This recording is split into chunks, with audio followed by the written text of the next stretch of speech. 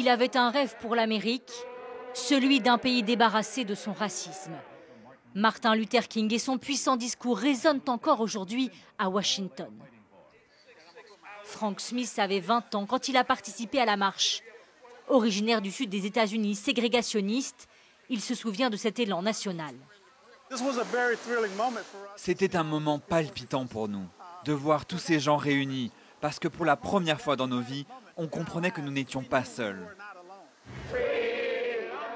Comme Frank Smith, 250 000 personnes font le déplacement de tous les États-Unis le 28 août 1963 pour écouter le pasteur Martin Luther King. Les marcheurs demandent la reconnaissance de leurs droits civiques et la fin de la discrimination raciale.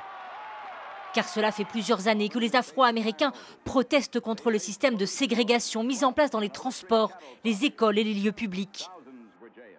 Si aujourd'hui ces lois ont été abolies, il reste encore beaucoup d'obstacles à franchir, comme le scandale à tribune du 60e anniversaire de la marche historique, la petite fille de Martin Luther King. Aujourd'hui, le racisme est toujours avec nous, la pauvreté aussi, et maintenant les tueries par armes, même dans nos églises.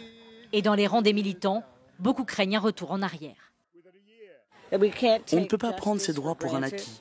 Il faut continuer à se battre tous les jours, surtout quand on voit la montée des mouvements haineux et suprémacistes blancs.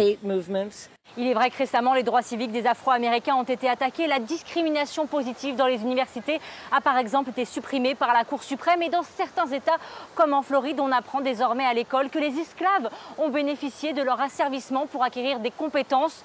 De quoi faire dire à beaucoup que le combat de Martin Luther King est plus actuel que jamais.